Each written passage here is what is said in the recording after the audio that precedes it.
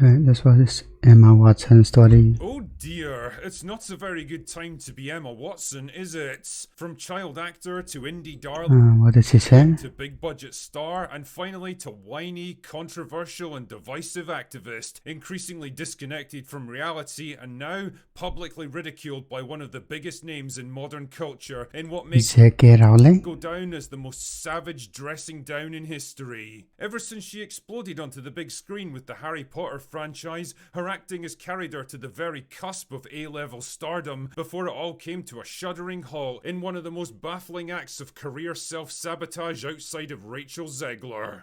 It's Hollywood, baby. A woman who pinned her reputation, her public image, and her entire worldview on whatever happened to be most popular at the time, never considering that the cultural winds might change and what's popular today might not be popular tomorrow. So saddle up, dear viewer, grab your wizarding wands and whatever other stupid shit they use in Harry Potter. I'm not grabbing my And wand. let us examine the crash and burn of Emma Watson.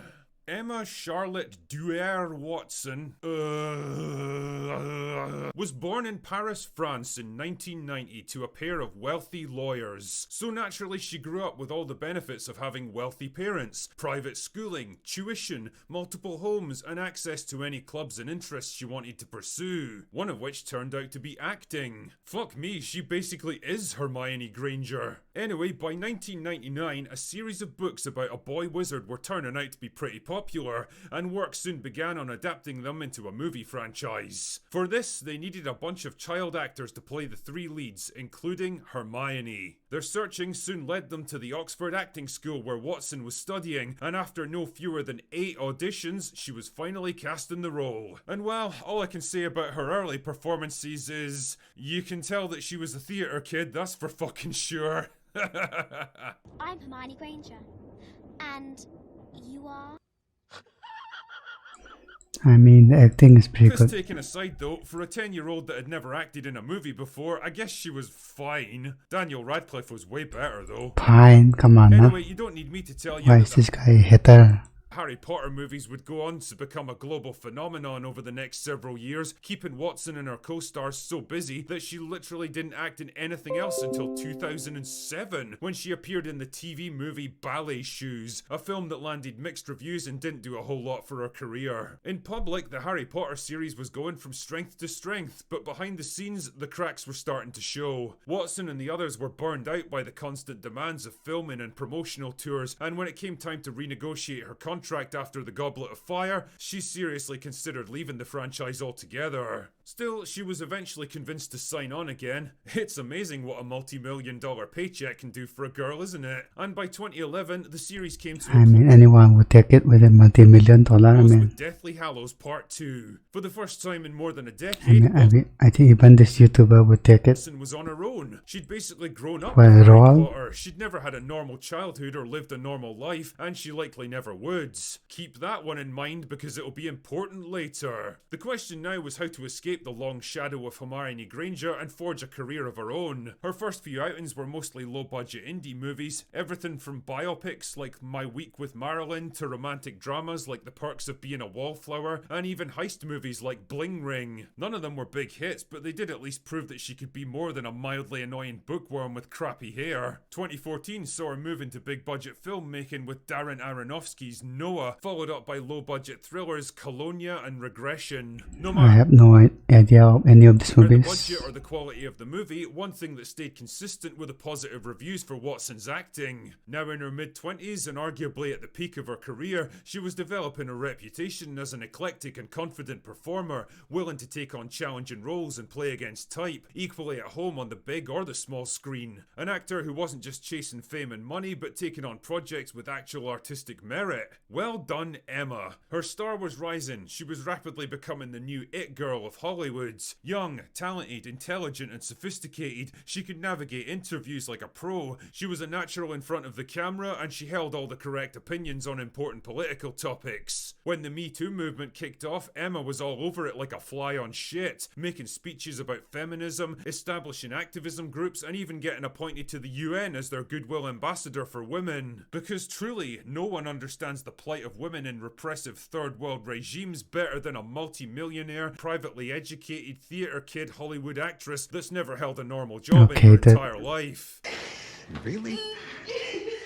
But more on that later. Pretty soon, Watson wasn't content just to make speeches in front of rooms full of elderly politicians who probably wished they were literally anywhere else. She was bringing her activism directly into the movies she starred in. The live-action Beauty and the Beast was rewritten. What does he actually say though?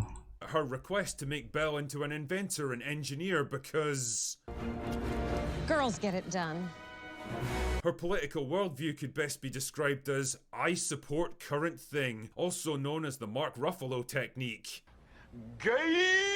No matter the issue, no matter the complexity or the nuance, you could pretty much guarantee that Emma Watson would be right there in the thick of it, pushing whatever the progressive consensus happened to be at the time. She was less of a person with her own opinions and ideas, and more like a series of safe, politically correct talking points wrapped up in a flesh suit, all delivered with the kind of sneering, upper-class British disdain that can only truly come from playing life on easy mode from the day she was born. But just like an overloaded cauldron filled with the wrong ingredients, problems were a brewing, dear viewer. Remember the lady who wrote all those wizarding books? Well, it turns out she'd become quite rich and famous over the years, and as a big raging progressive feminist herself, she and Emma were marching in lockstep on almost every issue.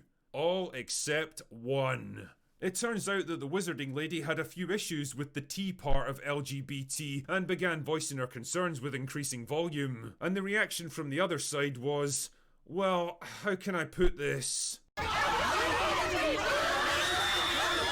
What the hell is this? Now Emma was in a bit of a tricky spot because she'd made it her mission in life to support current thing, but now the Wizarding Lady who she owed her entire career and stardom to was openly attacking one of the most sacred parts of current thing. What to do? Should she stand firm beside her friend of 20 years and back her up? Should she maintain a dignified silence and refuse to get drawn into a fight that wasn't hers? Or should she turn her back on the Wizarding Lady, hang her out to dry and make increasingly passive-aggressive attacks against her? I think you can guess which one she chose. And the thing is, One. that all worked great when Emma seemed to be on the side of current thing and the Wizarding Lady definitely wasn't. The problem with current thing though is that eventually it tends to change, and by 2025 the cultural winds had shifted dramatically. Public opinion on the issue was changing, and suddenly the Wizarding Lady wasn't seen as the evil witch who had to be defeated anymore. Now people were beginning to actually listen and even openly support her, and it began to occur to Emma that she might have backed the wrong horse on this one. Fuck. So what to do? Wizard? Stand her ground and maintain her position even if it wasn't so popular anymore? Or do a complete about-face and pretend like she'd never disagreed with the Wizarding Lady in the first place? Well, the answer came on September the 24th on Jay Shetty's On Purpose podcast, where Emma claimed that she loved the Wizarding Lady and supported her and would always be open to talking with her. Bullshit! Oh, really? That's interesting coming from someone who spent half a decade publicly shitting on her. Now, if you were feeling forgiving, you could probably write this whole thing off as a slightly cowardly but very pragmatic decision by someone who senses the political sands moving beneath her and doesn't want to get pulled down by them. And that might have been all she wrote, except this particular interview came to the attention of the Wizarding Lady, who until now had stayed pretty quiet on the topic of young Emma. Not anymore, as it turned out, when she decided to deliver the mother of all dressing And the whole background. downs a couple of days later in a very lengthy Twitter post calling out Watson as a spineless grifter, a shameless opportunist, a fair weather friend, and a spoiled privileged brat that had never worked a day in her life and was only trying to cozy up to her again because it was politically safe now.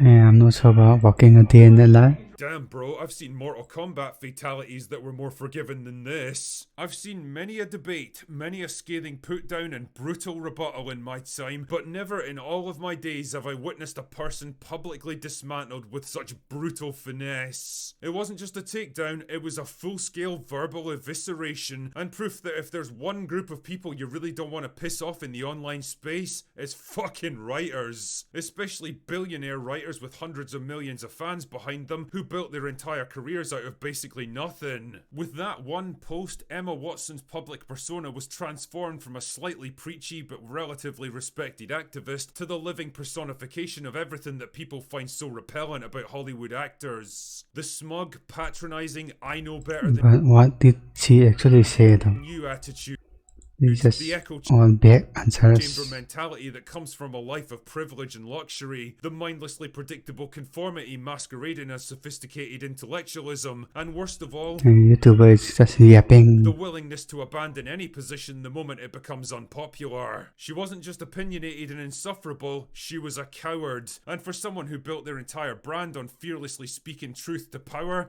well, that was the most damaging revelation of all.